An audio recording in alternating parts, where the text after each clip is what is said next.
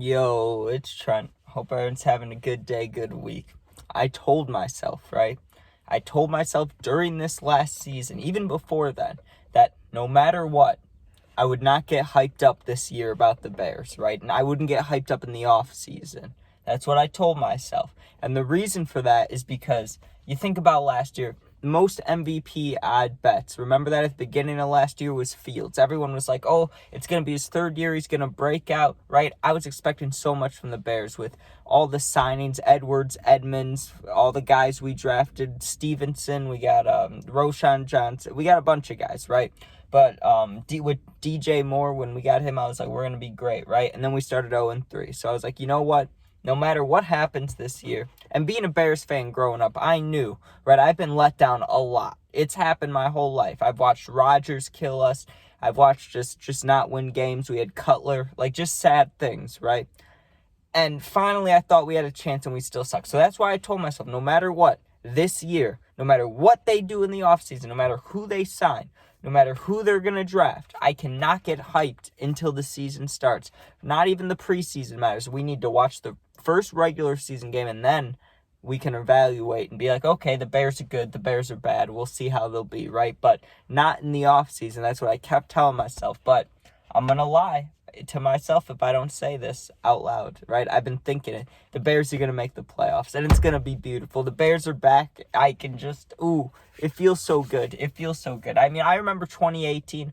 We were so close, but I can't lie, I never had faith in Trubisky just because I remember how much we got clowned for him, right? Like, and no one knew who he was. And I remember even booing that, watching that as a younger person, I was still a Bears fan, but I didn't know as much, right, about like draft classes and looking into quarterbacks and stuff. But I still knew it was not a good pick, right? So that double doink was a very sad situation. I did think we were going to move on in the playoffs, but, as a Bears fan, you expect disappointment, which I still expect. That's why I told myself not to get hyped up, because they could still lose the first game. You never know. They could keep losing. You don't know. It's the Bears, right? The Bears always find a way to mess up. But when I think about it, man, when you think about DJ Moore with Keenan Allen and then Caleb Williams, that's absolutely dirty, right? Then you also have DeAndre Swift, Gerald Everett, Cole Kmet. You have an offensive line that actually can do something now. We actually put together an offensive line. That's pretty incredible. And we have the draft. So not only do you have Caleb Williams, then you have the 9th pick,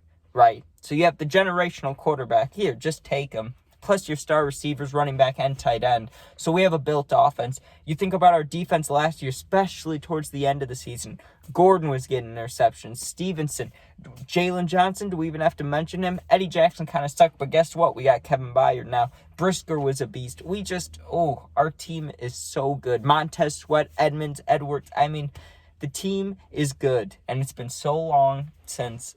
I never remember thinking that. In 2018, I did when we had Akeem Hicks and Mac. When we had Mac, I don't think everyone did, but I remember, believing in the Bears because Mac was so good, but he was just one guy. We needed a whole team of Macs. Now, we don't have a whole team of Khalil Max, but you get it. We have a lot better team, and we're just going to get better in that draft. Who are they going to draft 9th? They could get anybody. They could beef up the offensive line. They can get a defensive end to go with Montez Sweat and the D tackles, the rookie guys from last year, Gervon Dexter, Zach Pickens. They were beasts. Zach Pickens not so much, but Gervon Dexter was a beast towards the end of last year, so he's going to do good with Montez. Draft another guy next to him, maybe not, right? You draft a left outside linebacker, replace Sanborn, maybe, but Sanborn's still a little beast. I call him Baby Urlacher, right?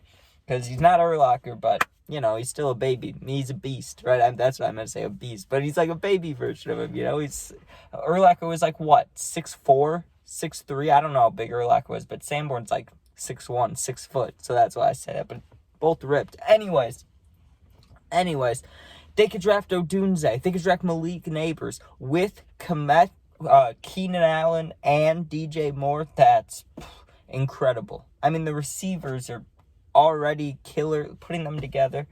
Do you see how I am right now? I'm all emotional, just thinking about it. This is beautiful. The Bears are back. And I kind of I believe it, but there's a tiny part of me that's man, I post this video. I posted a video like this last year. I remember, right? I remember because I just visited Halas Hall, right? And it was cool, and I saw players, and I was like, that was awesome, right? And I was hyped up about the Bears, and I sat down and made a video, right? And I also made a post that I posted on Snapchat, and I was like, the Bears are going to have 10-plus wins this year, and then they didn't even make the playoffs, right? So I told myself I can't do it again this year. But I have to say, the Bears are going to make the playoffs. I mean, there's too many pieces together. I mean, the coach, Eberflus makes me nervous, but we got rid of Getsy. Now we have Shane Waldron. I have so much faith with Caleb Williams, and he's already met with the team. Everyone knows he's coming to Chicago. He probably knows who's getting drafted 9th. Like, it's a good system.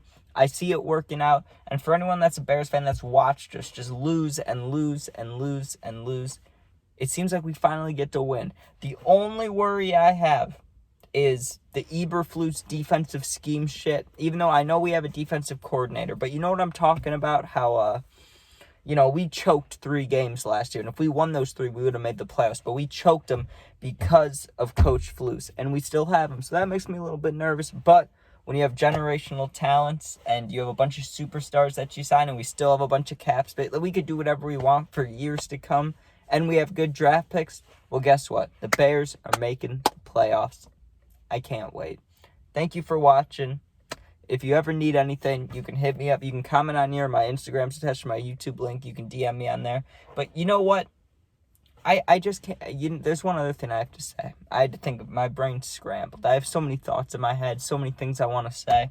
Just Keenan Allen and DJ Moore together, that's insane. I know I've said that already like 3 times, but DJ Moore, Keenan Allen together, plus the other guys, that's just beastly. But the Packers, also, I want to say, Packers suck. Not actually. Jordan Love he did pretty good in his first year. Not pretty good. He did good. And it was horrible. It made me feel horrible inside to watch him do good and to watch Fields fumble to lose us games. I just want you to know that. But I fully believe, for the first time in a long time, that the Bears will beat the Packers this year. I also said that last year. But this year, I fully believe it. We have the better team. They got some guys, but we have better guys. We have more guys. Our team is nearly complete. It will be after this draft. Thank you for watching. Go Bears. Peace out.